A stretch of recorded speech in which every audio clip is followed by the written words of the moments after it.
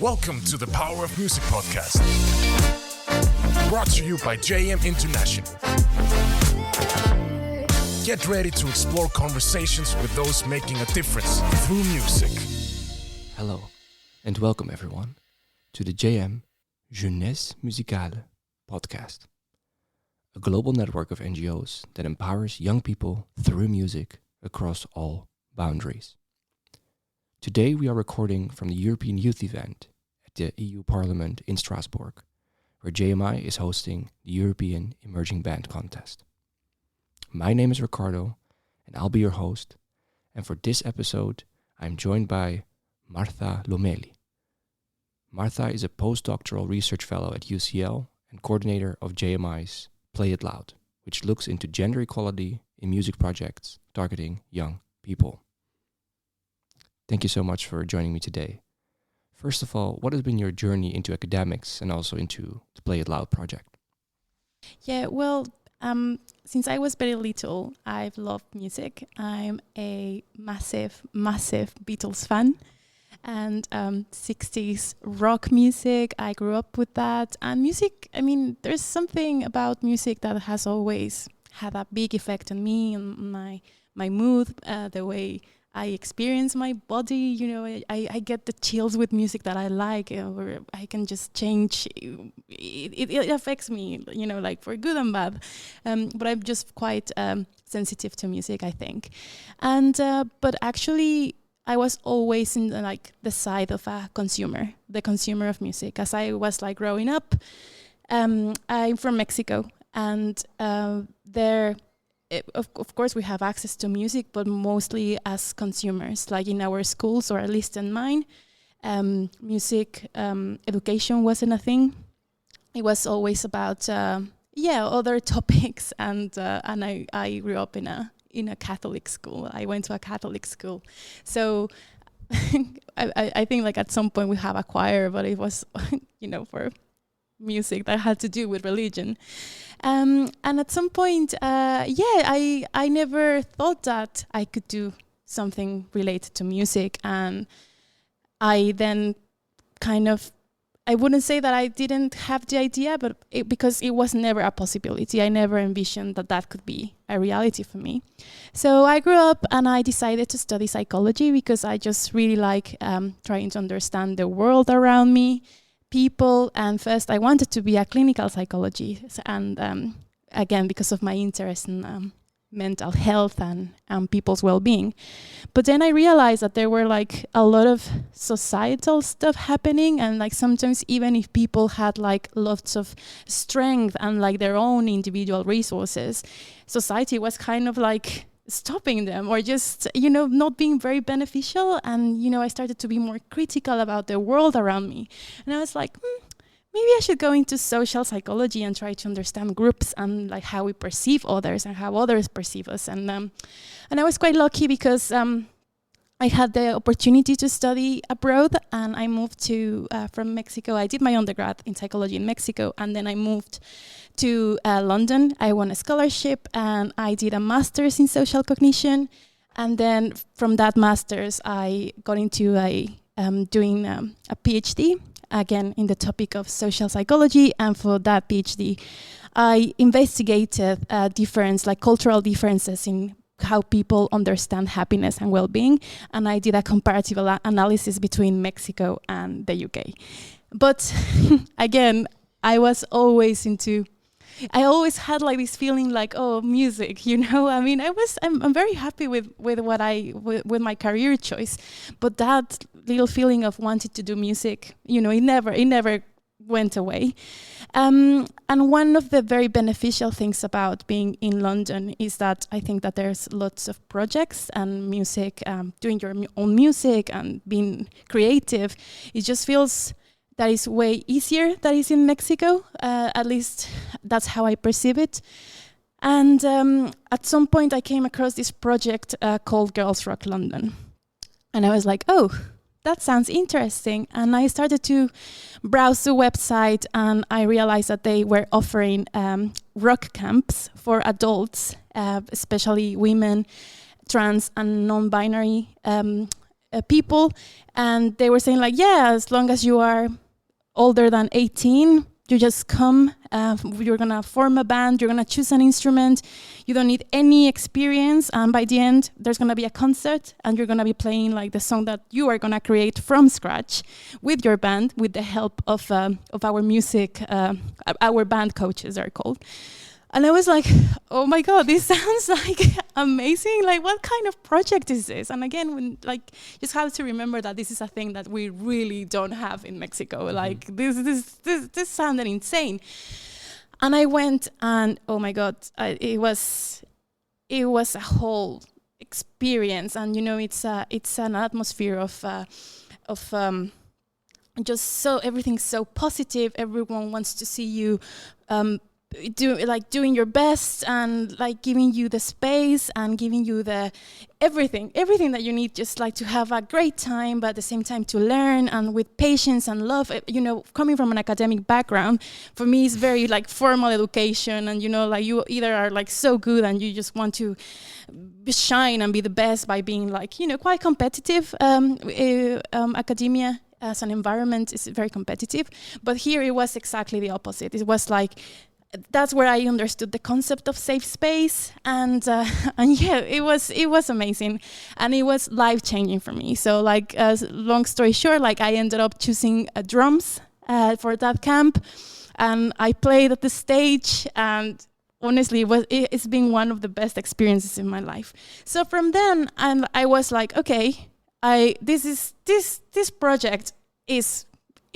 I need to be part of it, not as a participant, but in the side of like organizing and things, and I just really wanted to get involved. And I could also see the connection with psychology, because like that's empowering people. That's going against the rules of who should be making music, who should have access to music. Oh, that you have to be so good and talented for that.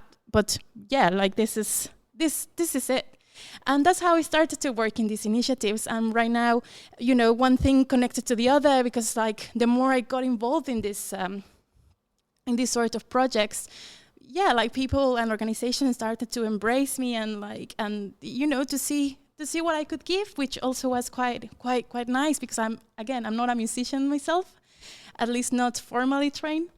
And at some point, through these connections from different camps, I landed in Play It Loud, and that's what I've been doing. Apart from my academic research, I'm still based at UCL, but I also do this on the side. And are you still playing the drums? Yes, and guitar. Nice. Yeah. Okay, tell me, or the listeners, a little bit about Play It Loud.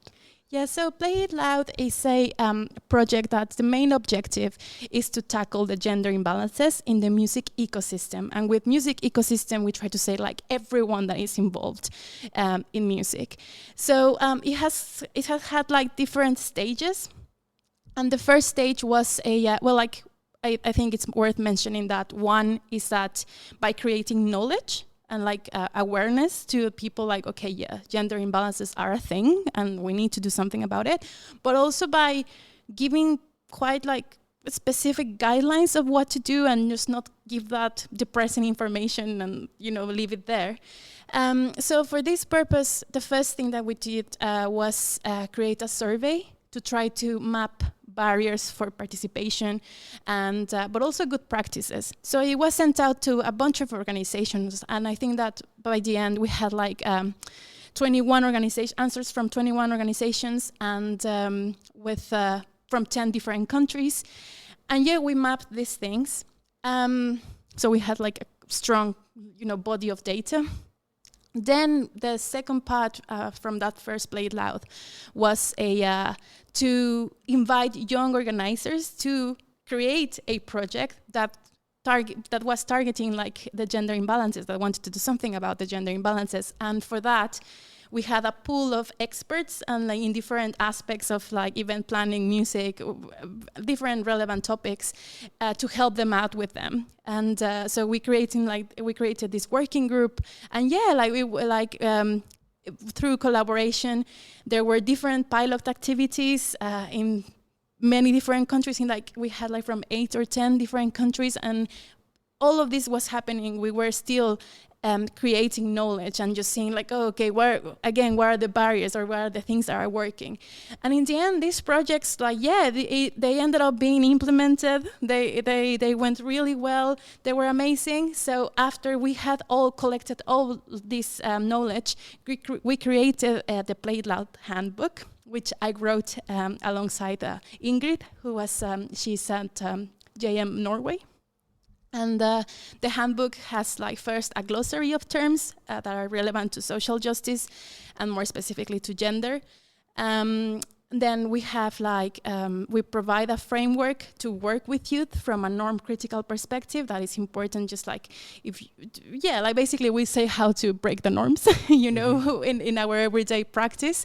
And then we present like knowledge on like specific actions that you can take and things that you could look and aspects to have in mind whenever you are like planning a project or working with youth that will foster participation and accessibility. So that's like the first part of Play It Loud. And now that we have the handbook, what we're doing is like training other people on how to use the handbook. And that's what we're doing with the project right now, just trying to amplify the use of the handbook and hopefully make it like, you know, it's still beating Play It Loud. And I know that the Play It Loud handbook is quite a lot of pages. I've actually read it or part of it. Could you summarize or maybe share some of the most surprising things you found, both in terms of the barriers and in terms of the best practices? Yeah, sure. So from the barriers, I think that, well, first, I'm just thinking how different people conceptualize gender imbalances, you know, and I think that because we have answers from different countries, we could see how the socio-cultural influences were like literally it influences the way people see or they perceive gender and this topic. So like for some people, gender inequality wasn't a thing, and like if like as you know, when you look at the data, it is a thing, you know, like no matter what country you are, it's still a thing. But like for some people it was just like not a thing, and like being like a lot of denial of everything. And so that was a bit surprising and also made us realize how dynamic our approach needs to be and how malleable for, you know, like this is an international effort and it has to be malleable and relevant to each of the contexts. So we had to provide quite a flexible guidelines and things that are more like principles that you could just then apply in a way that makes sense to your context, basically. And I think like that was one of the main things. Another one is like a lot of our respondents were like identify as women themselves, and so they were doing a lot of the work. But when it comes to like who actually gives the funding, who makes the decisions, all of that's like where you can see like probably the glass ceiling more clearly. And yeah, like I think that we're doing a lot of the work, but in the end, we're not at the top. You know, we're not calling the shots, and mostly when it comes to money and influence and power. And I think that those were the main barriers. And then the good practices. I mean, I think that the best thing was like the motivation to do something and just like the efforts, and you know, even they were like some little efforts still like doing something about it and just having it in mind, saying that they wanted more knowledge, or like asking for resources, people collecting resources. And yeah, just like I think like most actions were good just because they were trying to do something, and they were quite particular to their organizations. Probably it's hard to summarize, but people just saying like educating themselves, having representation in their own camps, in their own projects, and just like doing conscious efforts to have diversity and like just to promote inclusion. It was interesting to see what everyone was doing. And we've just had a very wonderful workshop here at the European Youth event in Strasbourg. I personally enjoyed it very much, but I was also a bit, maybe not surprised, but a bit disappointed that most of the participants in the workshop were female, or at least there weren't many identifying white cis males. Is that something that you have experienced more often in these kind of projects? And what can we do to also get these people to listen and to at least think along? Yeah. I think like that's definitely a thing for me, but at the same time, I just need to be aware that I also move pretty much within feminist communities, because like we have this bubble. So like a lot of my colleagues and co-workers and the people I collaborate with, like they're just like females or like non-binary people, but because like we work in these spaces that are just trying to address this. And it's been quite like an interesting transition for me, because like now that I'm starting to talk more about Play It Loud, like in international conferences, international settings, where like it's not my feminist bubble where I just normally say like, radical things and people are like quite like-minded. So like personally, I'm still finding that balance of like how to address, how to communicate. But I just think that, as psychologists, we know that people listen more to what they if they can identify with the speaker. So like that's why it's so important to also train men, white men, the cis white men, and to have them on board and for them to realize the key part that they play in in the change. If we have more people more men on board and more men willing to do the work, willing to have the conversations, willing to confront the difficult biases and realities that they need to confirm, and just move from guilt to action, or move from denial to action.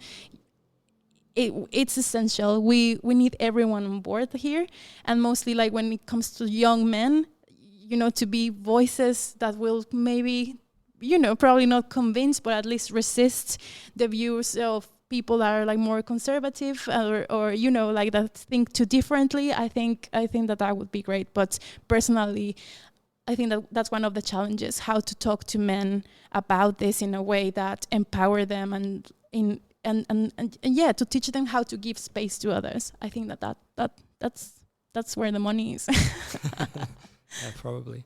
You had, I think, the first training program already with the Play It Loud, the third phase, and there will be more to come. What has been the first responses, or how you experienced these sessions? Yeah, so we had a trainer of trainers event, and again, mostly women attended, but we did have some cis males, and there were different countries being represented there, and we realized that, again, people have their own views that are quite shaped by their context. And I think that the most valuable thing there, I'm not going to say that people left just being like, oh yeah, we are diversity and inclusion experts, but at least they had the food for thought when it came to oh yes, probably I hadn't thought about that how women are always, the different imbalances and how they manifest. So I think that at least there's a seed that has been planted. I feel like everyone left the training feeling quite empowered, and just by the end of the training, we just asked them okay, what are you gonna do now with this information that we just gave you? And they came up with the most amazing way to train others into these principles and these actions, and thinking oh, I can connect with this organization that I know, or oh, this person would really like this, or all of that. So that source of inspiration for us is just just give them this will to do stuff, and and taking a gender responsive and a gender perspective for things, and knowing what part they play in it, and not only the men, everyone that participated. I think that was key, and I'm very happy that was one of the results of the training. And if some of the cultural leaders listening to this podcast actually kind of resonate more with the first thing you said, that there's some organization that said, no, we don't really have a problem whether these people are male or female or non-binary, doesn't really matter. What would you advise these people that do not think there's a problem? Yeah, I would advise what would I advise? I think just because you don't see something doesn't mean that it's not happening, you know, and just to pretend that it's not that way, I mean, that's a first bias to confront, right? I always invite people to keep an open mind to what other people are saying. You know, if there's like a whole movement, if there's like, you know, if you are someone that likes facts and like strong, like, you know, just like figures and data, there's data showing this, and like with very good statistical models and analysis. So it's reliable. It's reliable data with like, you know, good sample sizes. It's like, you know, the facts are there. If you're someone that probably you get your information more from listening to people, probably if you hadn't heard about this, it's because you're moving into like echo chambers and you're just like seeing the information that you want to see, and information like confirms your beliefs, like the confirmation bias, right? So I think like it's just to say like, okay, I think that you need to take a step back and see like what kind of information do you need to like start validating this, because like it's there's all sorts of information. There's experiential information out there. There's numbers. There's like we can make a case of it. If you're still choosing to ignore that, maybe that's another reflection that you still need to have. Why are you choosing not to see this?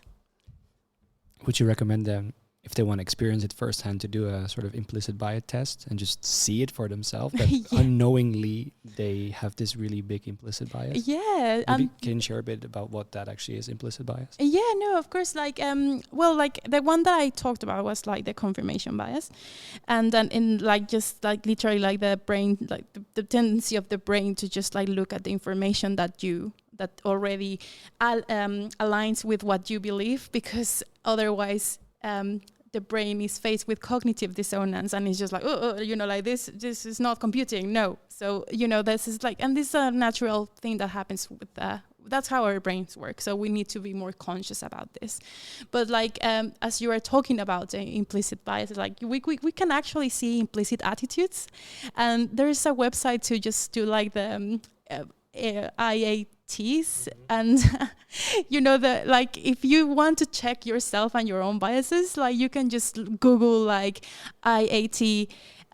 There's like a Harvard website out there that and it has like a whole menu of like, okay, what's the topic that you want to check if you have like implicit biases? It's in English. So if you are an English speaker, you can just have a look at this. And you know, like even for me as someone that is coming like from, you know, like talking about these topics or whatever, I'm still very surprised of like the stuff that is happening like subconsciously. Mm-hmm. So it's always, that's another point.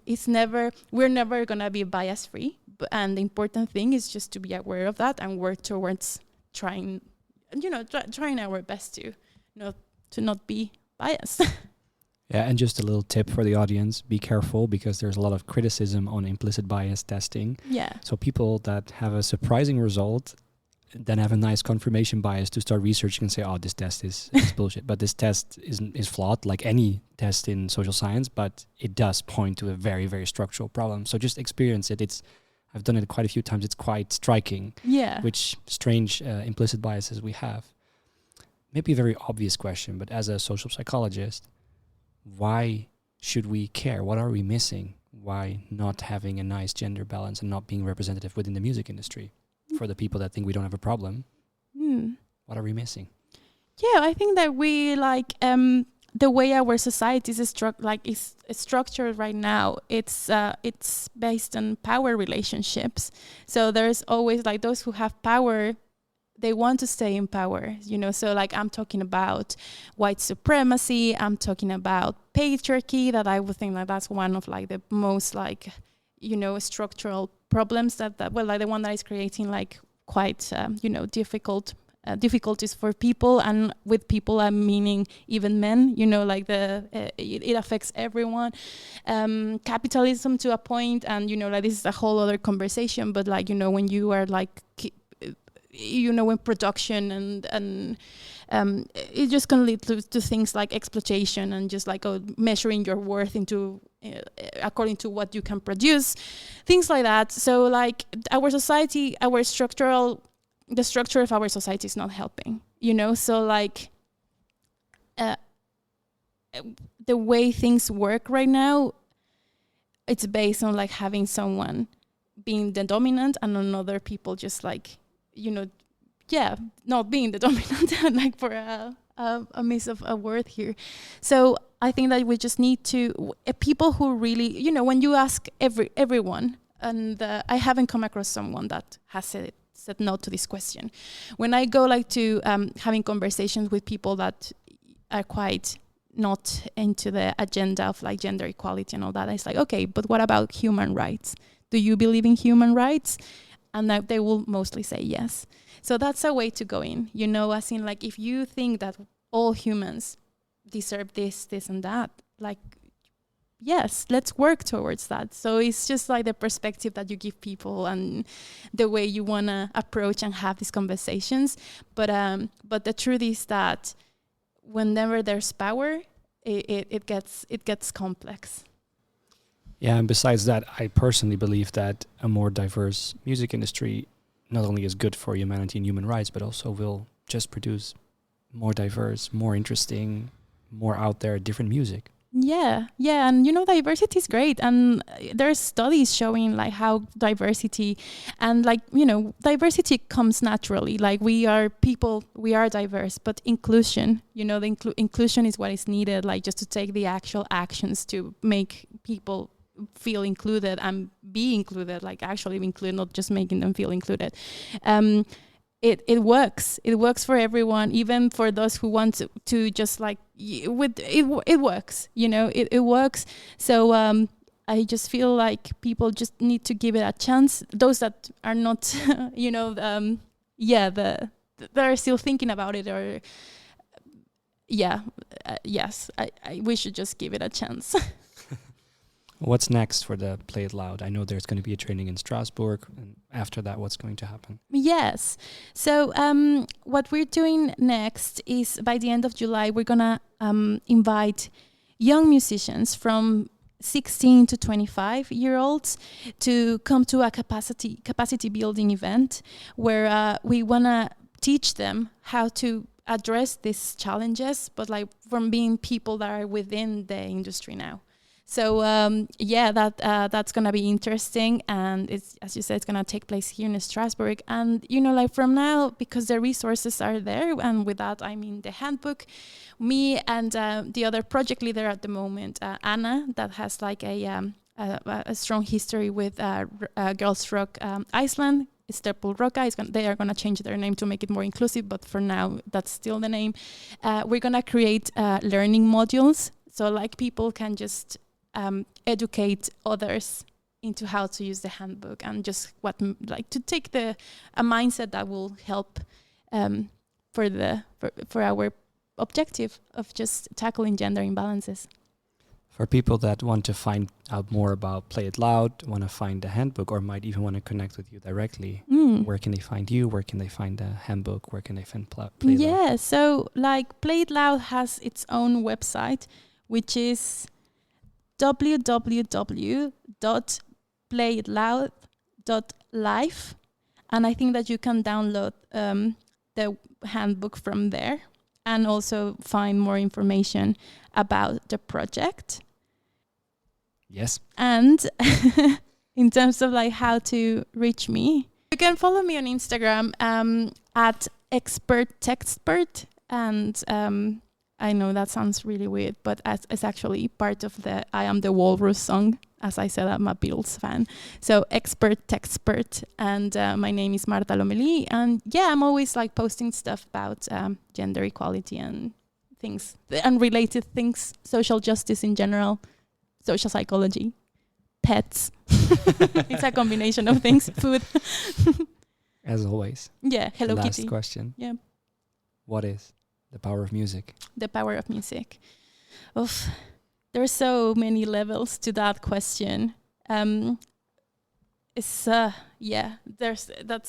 many levels to that question, because I can tell you that maybe my perspective as a psychology and my knowledge as a psychologist is that music, it helps your body, it helps your emotions, it helps in at the individual level, it helps a lot to basically just feel better. And there's a bunch of super interesting evidence out there showing all the beneficial effects of music for positive emotions and to decrease negative emotions. There's also a lot of evidence of how good music is when you are doing music with another person, or when you're singing in a choir. If you're just doing music as a collective activity, it also fosters social connection, sense of belonging, social cohesion, collective efficacy, bunch of stuff that also so it just makes you feel good within yourself. It makes you feel good with others. It's a social glue. And also when it comes to self-expression, but with a purpose, music is a form of communication. Music is a form of resistance. It's with art in general, it has a power to change the world by being it travels. Music travels and communicates whatever that needs to be communicated. So that would be my academic answer, but my personal answer is music is life-changing, and for me it has been. Music, apart from being my passion, now is my vehicle to promote social justice, to promote people's well-being. And even, as a psychologist, I use creative methods, and including music, songwriting workshops, all these related things, and just for the purpose of people's well-being and just having a better life that we all deserve. Thank you so much. Thank you. Thank you very much for listening. If you want more information about JM or would like to get involved, visit www.jmi.net, where you can find more information and look for national member organizations. Or go to www.mubazar.com to get an overview of all the amazing opportunities for musicians. It would mean a lot to us if you could give us 1 minute of your time and review and rate this podcast. And in case you have any suggestions, please feel free to reach out to us through the JMI social.